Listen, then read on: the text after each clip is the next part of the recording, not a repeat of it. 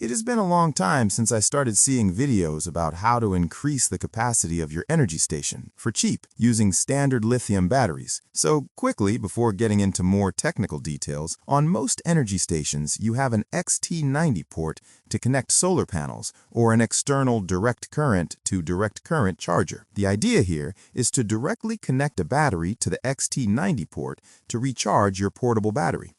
We will look at the advantages, the limits, the different ways to do it, and also the risks, because I have seen some people go a bit too far and totally burn out their energy station. But there are still some very interesting setups to make, you will see. Before starting, you will find our electrical diagram pack in the video description. Also, remember to subscribe to the channel, give a little like, and feel free to ask your questions in the comments. The first and simplest solution is to connect a basic 12-volt lithium battery directly to an XT90 port.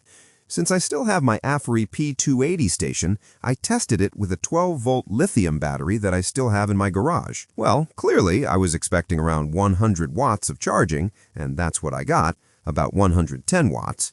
So, depending on your battery capacity, 100 ampere-hours at 12.8 volts gives you 1,280 watt-hours of extra capacity. 300 ampere-hours at 12.8 volts gives you 3,840 watt-hours of extra capacity.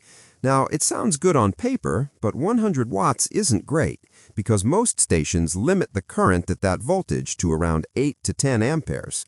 That's the first issue. The second thing is that the XT90 port is input only. So who's going to charge that lithium battery once it's discharged? In my opinion, this setup is not very useful in that configuration, although you can always add a DC to DC charger to convert from 12 to 48 volts or from 12 to 24 and get 600 watts of charging, or even more depending on the power station. That could be interesting if you're not in a vehicle and you're recharging from the grid at some point during the day. Why not? But if you're in a vehicle, it's better to connect the DC to DC charger directly to the power station. As you've probably guessed, if you go take a look at the prices of expansion batteries from EcoFlow or Bluetti, it quickly becomes clear why we're talking about this topic in this video. But with the latest AFERY P280 power station, the 2,048 watt-hour expansion battery remains at a reasonable price. You can see for yourself in the video description. Of course, it's more expensive than a standard battery for the same watt-hour capacity, but here the current is bidirectional. You can charge and discharge directly from the power station. So, to sum up, this kind of setup with a 12.8-volt battery is not very interesting, but it can be greatly improved, and we'll talk about that later. Now at 24 volts, the conditions change a bit. Normally, I'm not sure if this applies to all power stations, but we go beyond the 8 ampere limit we had at 12 volts. With the AFERY, the limit is 20 amperes at a voltage between 11.5 volts and 55 volts, and at 24 volts, we reach 20 amperes, which gives us about 500 watts. Here, we eliminate the power limit issue. At 25.2 volts and 100 ampere-hours, you get 2,560 watt-hours, and the price per watt-hour starts to become really attractive. We still have the issue of charging, which is not handled by the power station, but we can imagine alternative setups. For example, in a camper van, you could easily use a 12 to 24-volt DC to DC charger that charges the standard lithium battery while driving. Then, connect this battery to an XT90 port on any power station. Moreover, this lithium battery could also be charged before the trip using a mains charger. And nothing prevents you from connecting one or more solar panels to the second XT90 port if you're lucky enough to have two, like on the AFERY P280. But you could also choose not to plan any way to charge this second battery during a road trip and just recharge it using a mains charger. That's clearly a solution that extends your autonomy without any hassle. Let me know in the comments if you have any setup ideas to take the concept even further. Before moving on to 48 volts, I wanted to go back to using a 12-volt battery to operate at 24 volts. It's always possible to use a Victron Orion Smart, which is a 12 to 24-volt DC to DC charger. The advantage is that you'll be able to detect when the station is full and stop discharging the external battery. You can program a safety voltage below which the charger stops to avoid completely draining the battery, which you can't do with a direct connection. That type of connection will be cut off by the battery management system at around 10% remaining capacity, which is not ideal in practice. We prefer a maximum discharge of 80% of the capacity. Finally, the best option remains a 51.2-volt 100 amp-hour battery, meaning 5,120 watt-hours, when it comes to DIY energy expansion, because of its unbeatable capacity-to-price ratio. Even though, once again, the prices of expansion batteries vary a lot depending on the brand, you definitely don't pay the same price per watt-hour of storage with EcoFlow as with AFERY. So you really need to compare and see if it's worth it. The advantage here is that you can use both XT90 ports on a portable power station, as long as you respect the station's maximum allowable voltage.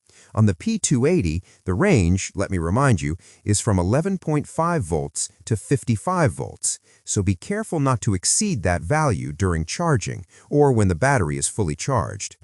In this specific case, I wouldn't leave the battery connected to the power station while it's charging, because the voltage could very likely go over 55 volts.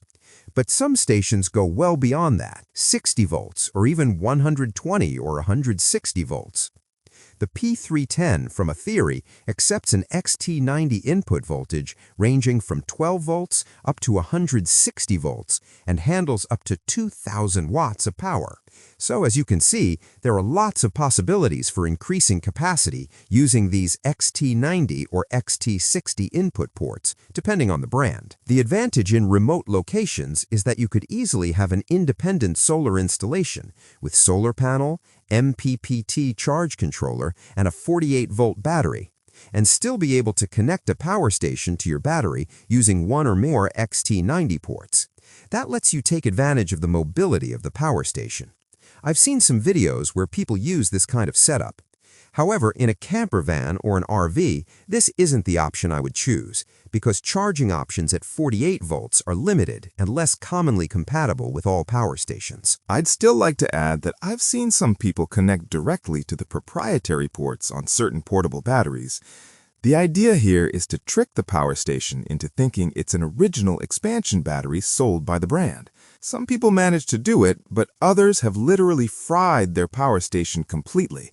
Of course, the benefit is tempting. You can charge and discharge without issue, but it's very risky. I strongly advise against it. On the XT90 port, as long as you apply a voltage that matches the specification, there won't be any problem. It's also important to size your cables correctly, based on the current that flows through them and the length. Also, use appropriate fuses or circuit breakers for this kind of setup. And when it comes to batteries, prefer models with a smart BMS and Bluetooth communication, so you can monitor the discharge level. Here, I've given you the main guidelines for this type of setup, but every power station has its own specific features that must be carefully analyzed before getting started. I hope this video gives you useful information. I think there's still a lot more to say on the subject, but I'll probably make another video with a more specific case depending on your comments. Remember to give it a like and share your ideas if you have anything to add to this video. It helps the whole community of the channel. See you very soon.